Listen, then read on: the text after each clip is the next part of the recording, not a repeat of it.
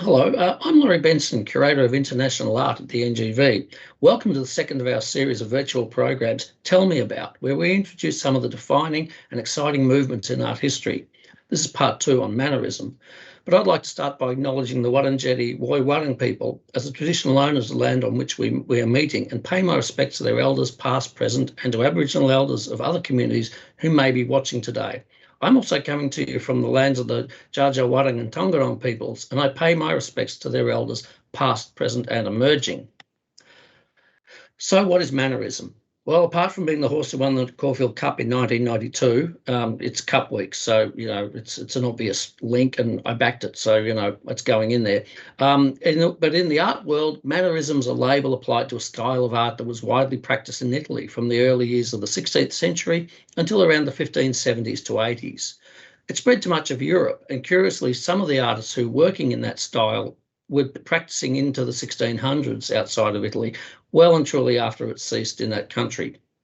Like all isms, though, Mannerism is a later construct, and like so many isms, it was coined by later historians who actually hated the art. In fact, it was a style and period very much despised by later critics, and to a degree it still is generally derided. It's labelled Mannerism because the perception of the art is that it's mannered, literally mannered, or contrived and affected. It's far from a flattering term. But it exists. So how do we recognise a work by a Mannerist artist? Well, here are a couple of fairly typical examples. On the left is the Holy Family with St. Jerome by the Bolognese master Prospero Fontana, and a wonderful drawing by the Tuscan artist Parmigianino, both in the collections of the NGV. And the Fontana's on display now, so you can go and see it very soon once we open.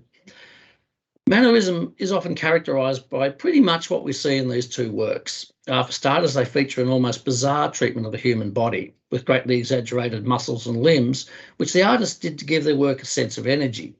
Energy is certainly present in both these works, and elegance, which is more prevalent, I think, in the Parmigianino drawing. But if you see a painting where male figures and some of the female figures are pumped or buffed or super fit, it's usually by a Mannerist artist. And if there's lots of swirling drapery, then chances are it is a Mannerist picture, because these artists loved energy and movement. They very rarely staged compositions, and nearly every inch of canvas, paper, or wall is covered. And while not a Mannerist invention, there are often two or three narratives or related vignettes happening in the one picture. So we're here. There are two or more guys involved in the hunt in the middle ground, and a stag has been run down by other hounds in the back right. So there's often a lot going on. With Fontana's painting, what is noticeable is just how busy the composition is. I mean, he's crammed six very active figures, a beautiful still life detail in the bottom right corner, and he's even tucked in St. Jerome's lion in the bottom left, and it's all been popped into a very tightly cropped composition. What is admittedly quite bizarre, though, is how the Christ child is so awkwardly sitting, or actually falling from his mother's lap. It looks like he's hanging onto his mother's arm and leaning on the young St. John the Baptist, gripping on for dear life. Like most isms and labels, though, it's hotly debated precisely when Mannerism originated or began. One of the reasons it's actually hated is because in the eyes of many art writers, chronologically it succeeded the much admired and loved High Renaissance, which for many centuries was felt to be the pinnacle achievement in art. Headlined, of course, by Leonardo da Vinci, Correggio, young Michelangelo, and above all, Raphael, all at the peak of their artistic powers. Indeed, for many, the end of the High Renaissance and the beginning of Mannerism was signified by the death of the great Raphael in 1520. For others, it came with the sack of Rome by the Visigoths in 1527. That's probably a little bit late, because I think Mannerism was pretty much entrenched by then.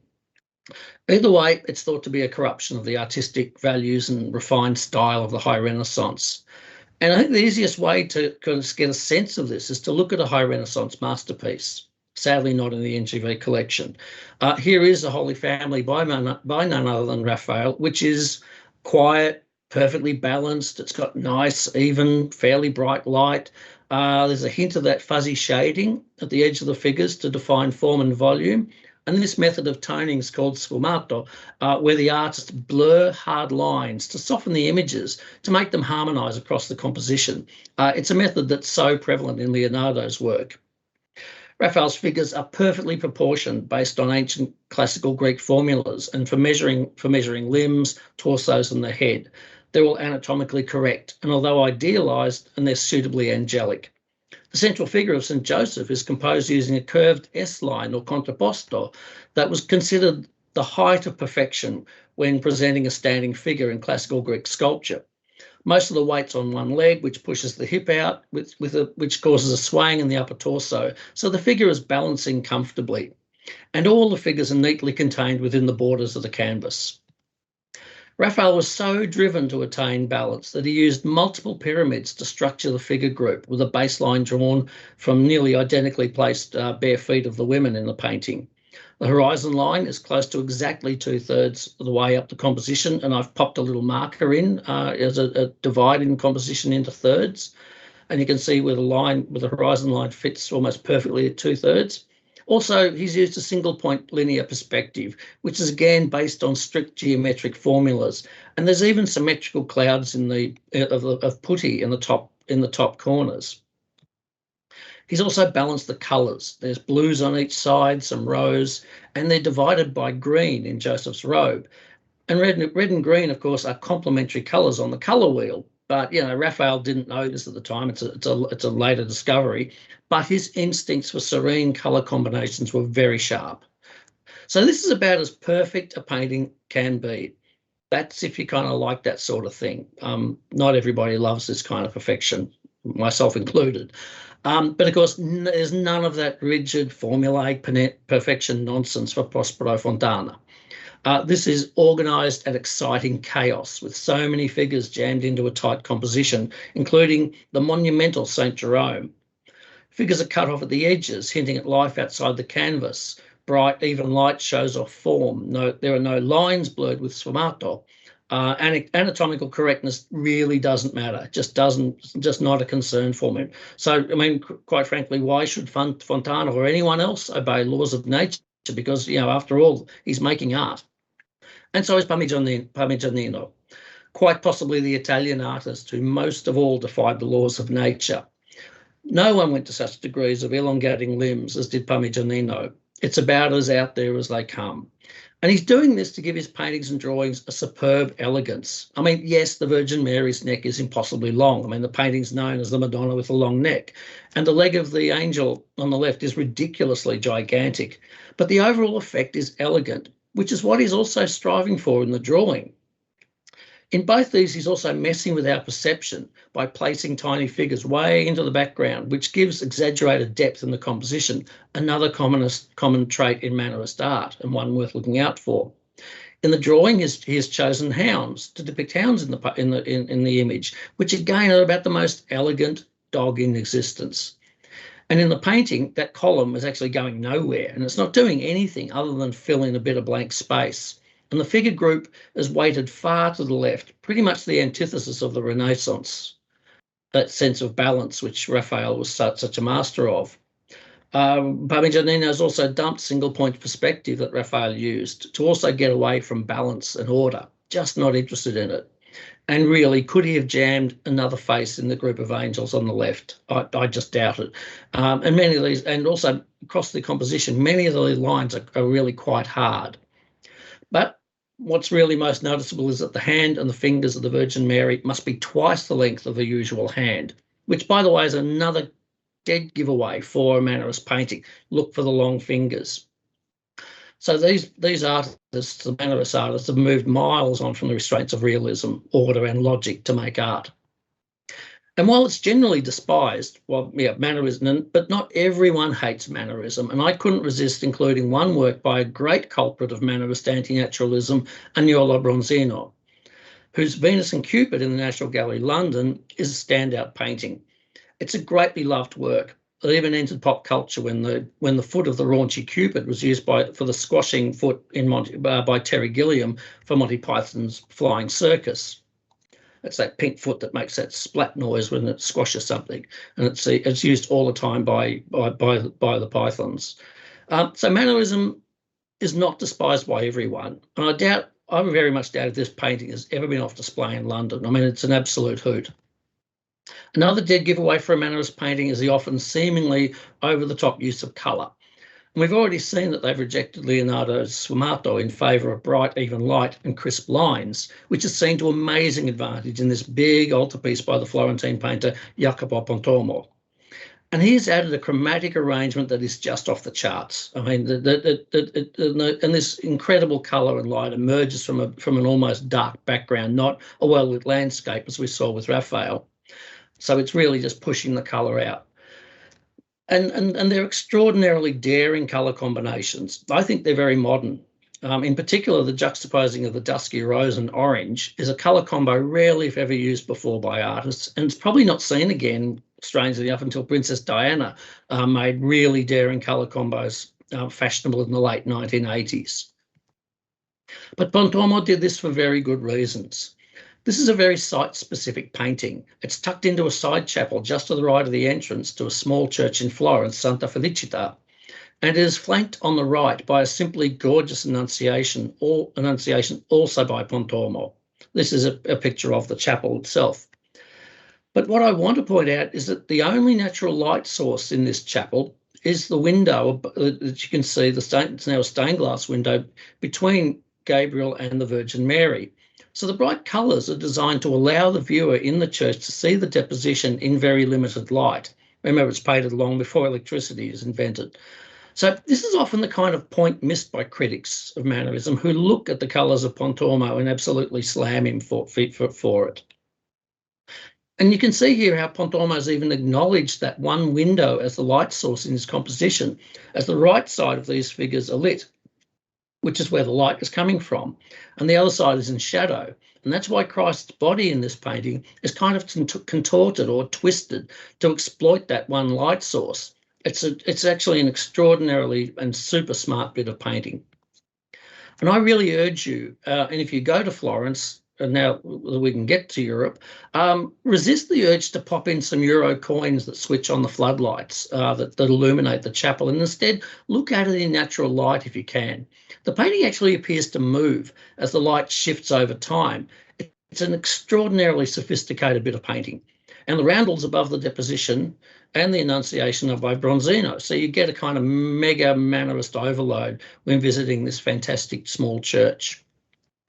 And just to go back to the Annunciation for a second, I think Pontormo created the first glance back over the shoulder look, which of course is a standard move on any red carpet today. So in this period, I think Pontormo is really just the epitome of elegance.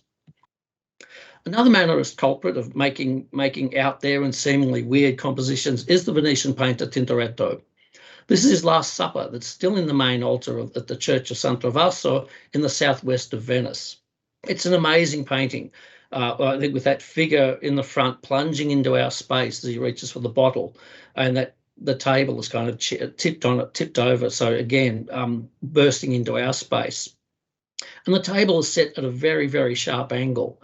And what this causes, but the figures by painting it this way, though, it's an ingenious method to depict those at the Last Supper gathered around a table and not flat on one side of a table, like in Leonardo's Last Supper in Milan. I mean, really, who has a group dinner like that, but everyone's all on one side of a table? That's just doesn't make sense. So this is what Tintoretto is doing.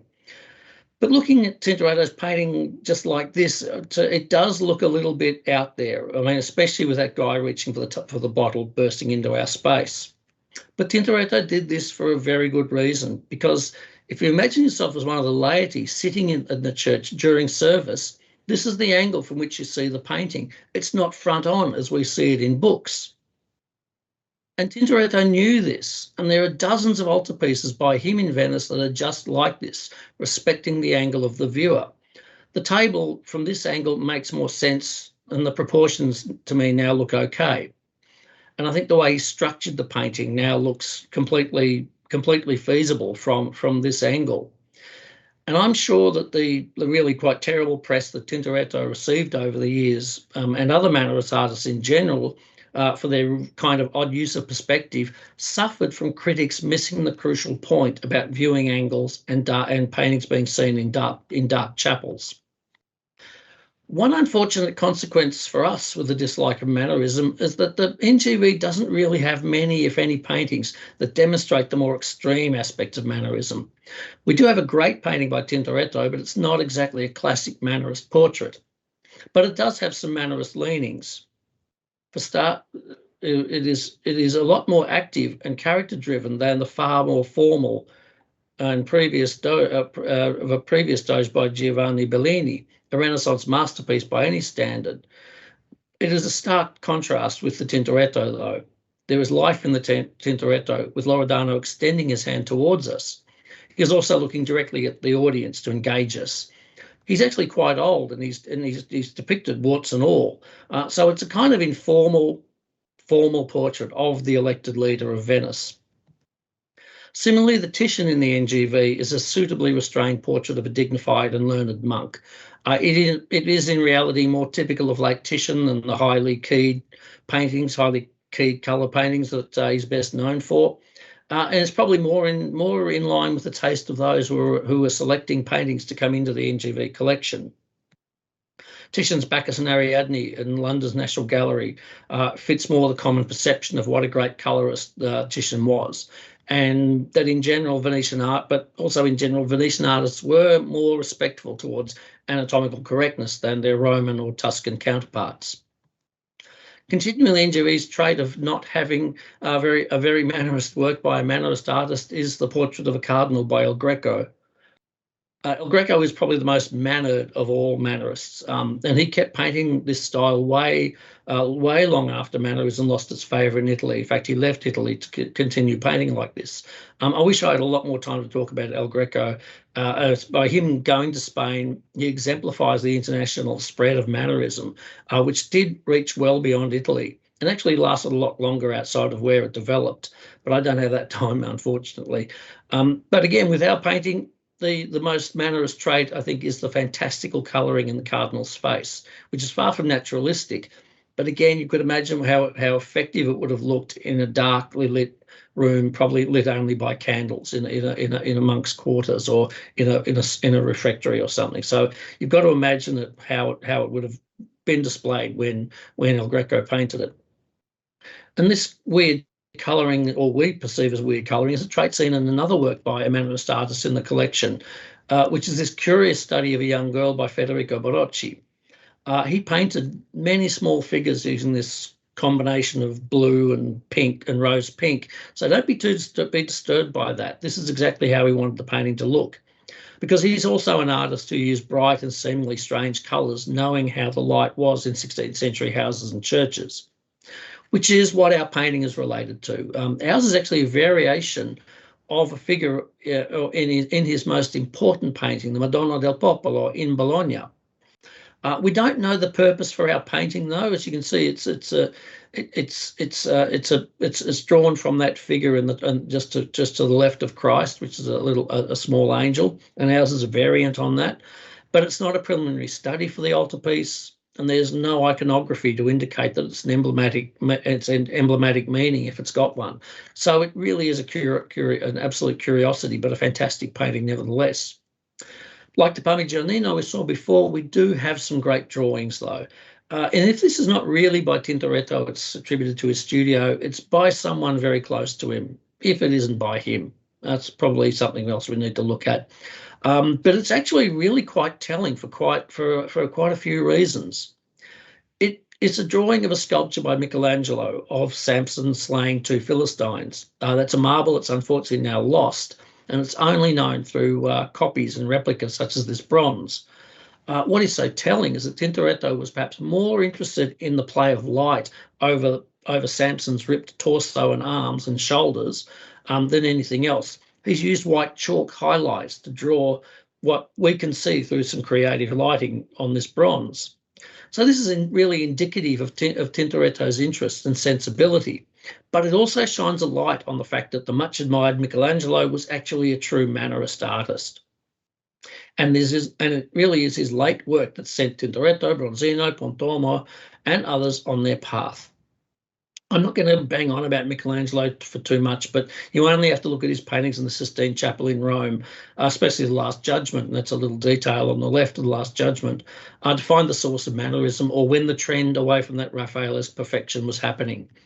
Energy, movement, twisting, writhing figures, not quite natural body types, and brightly lit figures, and also the use of a monochrome background are traits that we don't associate with the High Renaissance. And to top it off, there's that colour combination that Pontormo took to another level some years later.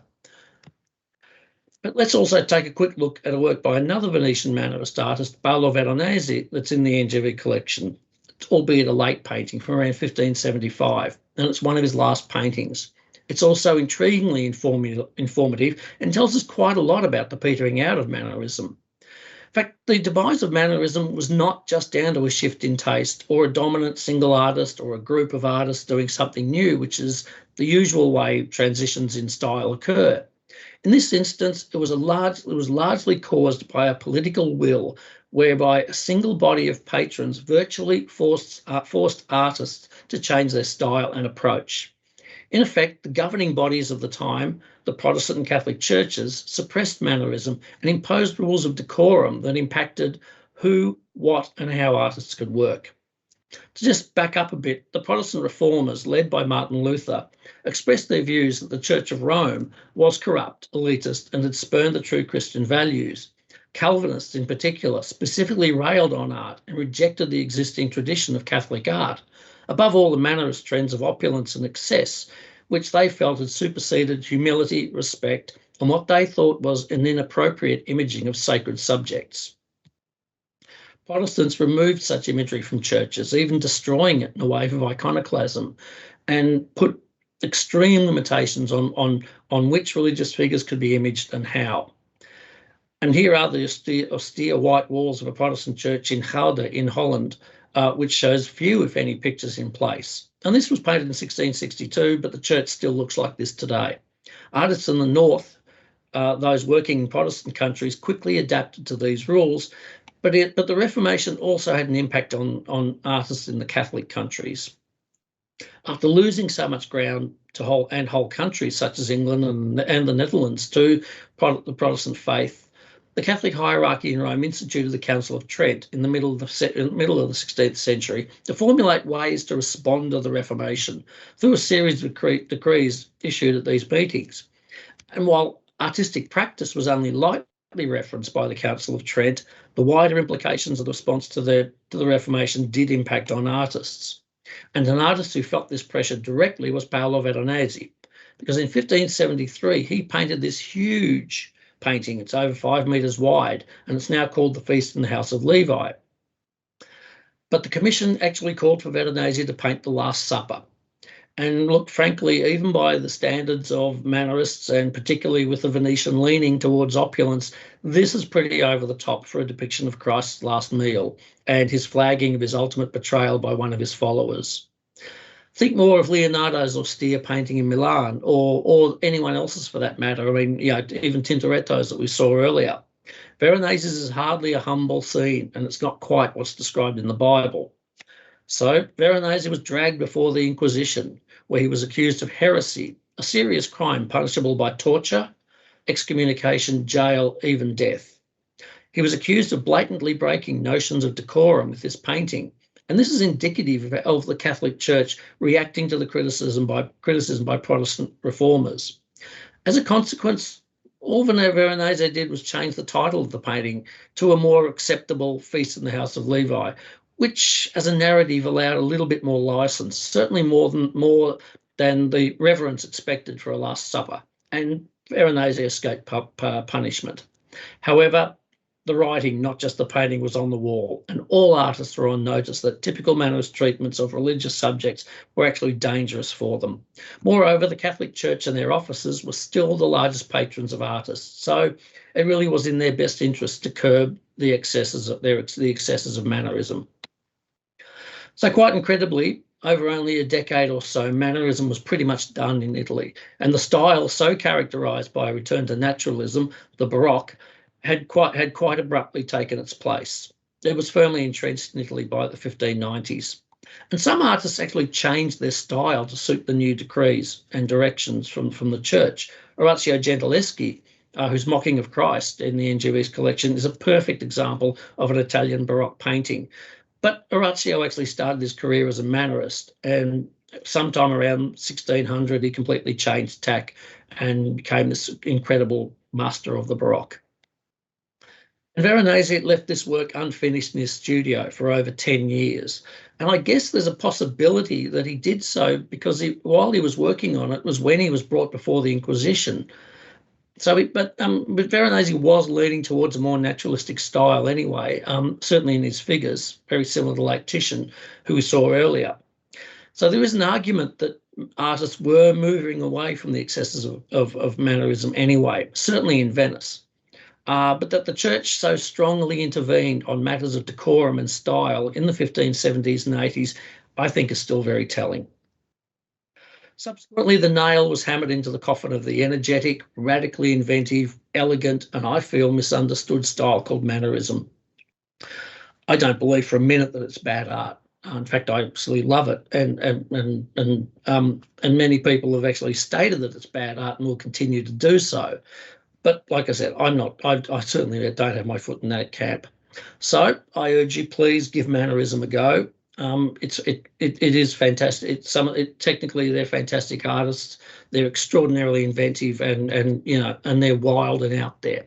So I want to thank you very much for listening today, and do pop in to see our Mannerists and other fantastic works of art on display at the NGV when we reopen, which I think is very, very soon. So thank you and enjoy the rest of your day. Okay, see ya.